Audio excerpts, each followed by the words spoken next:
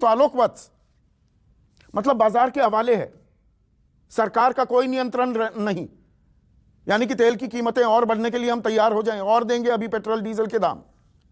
और इसमें कोई शक नहीं है कि पेट्रोल और डीजल से जो राजस्व में प्राप्त होता है वो इंफ्रास्ट्रक्चर को आगे बढ़ाने में, बूस्ट करने में काफी मददगार। 200 रुपए कर दीजिए ना, फिर 200 रुपए कर दीजिए आलोक बाबू, देश हित के नाम पर कहिए, देश हित में, देश के विकास में पैसा लग रहा है, 200 रुपए दीजिए। अर्थव्यवस्था जितनी खराब दशा में थी, बिल्कुल जिसको बोलते हैं कि बैल बिल्कुल सतह पर लेट चुका था, उसको स्वस्थ करके खड़ा करके चलाने के लिए तो देश के लोगों को कुछ प्राइस पे करना ही पड़ेगा।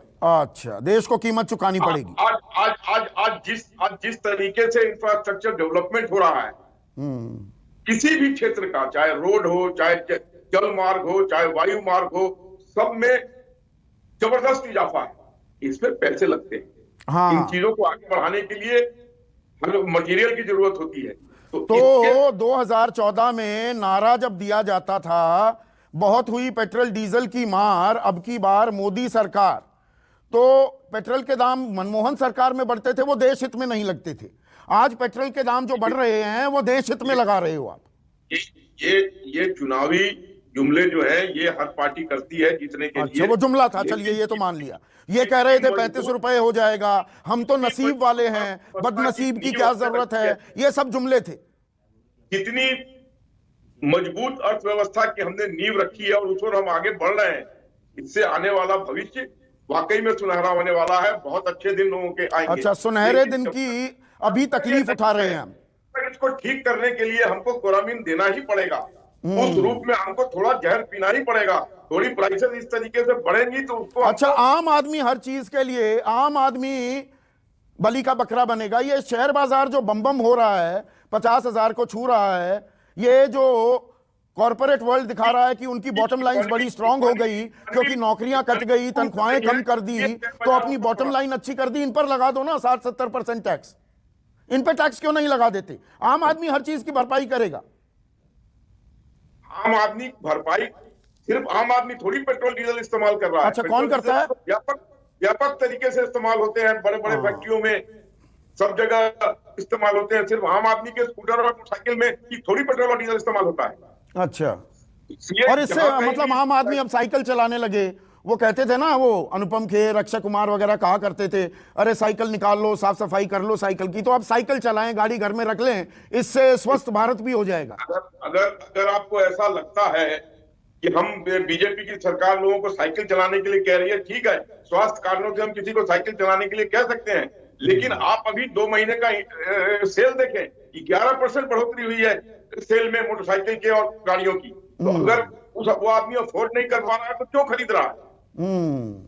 अच्छा, आम आदमी मोटरसाइकिल भी ना खरीदे, पर आम आदमी ये भी कह रहा है दाम थोड़े घटा दो। ये एक्साइज ड्यूटी क्यों नहीं कर सकती? एक्साइज ड्यूटी क्यों नहीं कर सकती? ना खरीदे। अच्छा, ये बताइए, मनमोहन सरकार में कितनी थी एक्साइज ड्यूटी? आलोक वत्स, कितनी एक्साइज ड्यूटी हुआ करती थी 2014 से पहले? मुझे एग्जैक्ट नहीं पता है कितनी हुआ करती थी। अभी प्रेजेंट का मुझे पता है 11 बार आपने एक्साइज ड्यूटी बढ़ाई, 11 बार बढ़ाई। पिछले साल 11 से 13 रुपए बढ़ा दिए, बढ़ी कि नहीं? 22 रुपए बढ़ा दी आपने एक्साइज ड्यूटी, 22 रुपए। जब हमको मजबूत इंफ्रास्ट्रक्चर देना है तो उसके लिए तो हमको पैसे की उगाही करनी ही पड़ेगी। मैंने कहा ना, ये बलिदान देना ही पड़ेगा, चाहे कि इस वर्ग को कुछ दिनों के लिए ये मार झेलनी पड़ेगी। कुछ दिनों के लिए ये मार झेलनी पड़ेगी। सुप्रिया श्रीनेठ, देश का विकास करना जरूरी है, विकास के लिए पैसा चाहिए, आधारभूत ढांचे में पैसा लग रहा है, इतना पैसा कभी नहीं लगा, तो ये मुश्किल तो झेलनी पड़ेगी आम आदमी को। मैं 2-4 बातें तथ्य रखना चाहती हूं। ये तू मैमे की बहस नहीं है, ये आम आदमी की बहस है, ये मेरे और आपके घर के बजट की बहस है। तो सबसे पहले तो मुझे बहुत रिलीफ हुआ कि वित्त मंत्री ने ये नहीं कह दिया, मैं जैसे उन्होंने कहा था मैं लहसुन प्याज नहीं खाती, मैं ऐसे परिवार से नहीं आती हूं। चलो, आज उन्होंने ये नहीं कहा कि मैं पेट्रोल डीजल इस्तेमाल नहीं करती। उन्होंने कहा oil marketing companies independent companies हैं।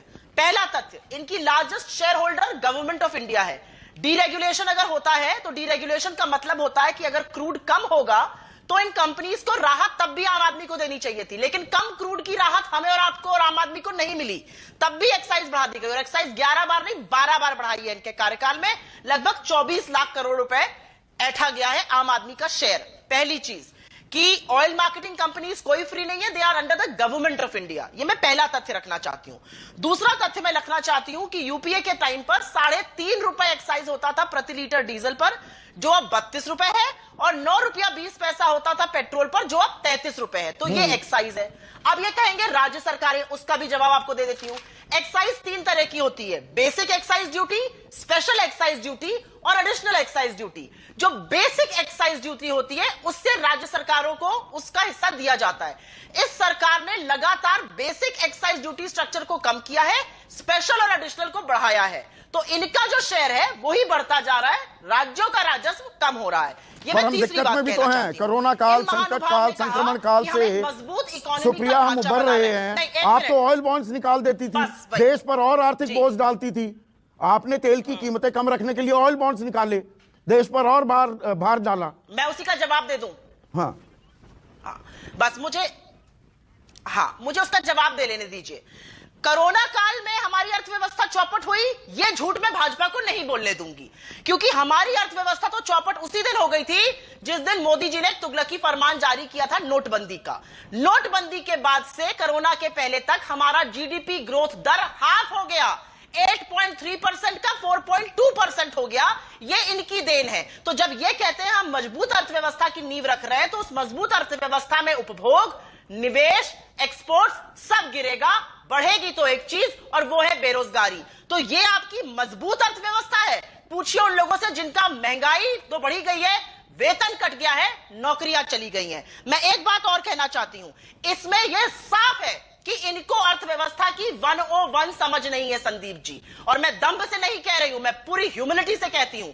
ऐसा है, देश में उपभोग बैठा हुआ है। आपको उपभोग का पहिया चलाना है तो सारी अर्थव्यवस्था चलेगी।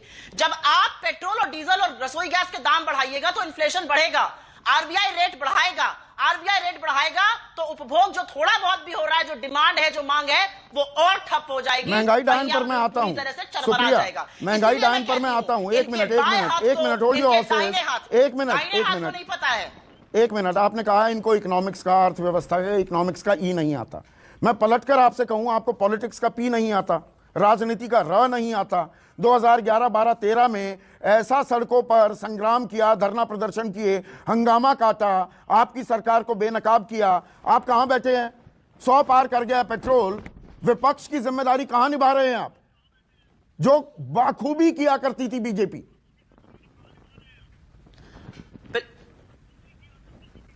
मैं इसका जवाब दूंगी आपको, मैं इसका जवाब आपको पूरी ईमानदारी से दूंगी। हम जहां जहां कर सकते हैं, हमने अपनी तहसीलों पर, अपने मुख्यालयों पर प्रदर्शन किया। और करना चाहिए, बिल्कुल और करना चाहिए। और इसलिए और करना चाहिए क्योंकि ना सिर्फ दाम बढ़ रहे हैं, सरकार की आंख के शर्म का पानी मर चुका है। प्रधानमंत्री जी कहते हैं प्रीवियस गवर्नमेंट्स ने इंपोर्ट बढ़ाया, इसलिए मेरे हाथ में नहीं है। मैं आपके सामने 2 तथ्य रख दूं, उस पर बहस करा लीजिए। पहला तथ्य यह है कि इंडिया की जो ऑयल प्रोड्यूसिंग कंपनीज है, उनका ऑयल प्रोडक्शन घट गया है जब से मोदी जी आए हैं। वित्तीय वर्ष 14 से वित्तीय वर्ष 19-20 में उनका प्रोडक्शन घट गया है। यह घटा क्यों है? क्योंकि ओएनजीसी जैसी कंपनी जो हमारे टाइम पर 11,000 करोड़ रुपए लगाती थी एक्सप्लोरेशन में, वो अब मात्र 6,000 करोड़ लगा रही है। और आप जानते हैं क्यों? क्योंकि वो अपना रिजर्व यूज करती है एचपीसीएल को बाय करने में। और एचपीसीएल को क्यों बाय करती है? क्योंकि इनके कुप्रबंधन के चलते इनको डाइवेस्टमेंट टारगेट मीट कराना था, तो नाक ऐसे नहीं, ऐसे घुमा के पकड़वाते हैं ये कंपनीज से। ये एक्सप्लोरेशन नहीं कराते हैं, ये हमारी डिपेंडेंस ऑयल पे बढ़ा रहे हैं। हमारा इंपोर्ट ऑयल का 88% हो गया है मोदी जी की नाक के नीचे, और वो बात प्रीवियस सरकारों की करते हैं। इनकी आंख का शर्म का पानी मर चुका है।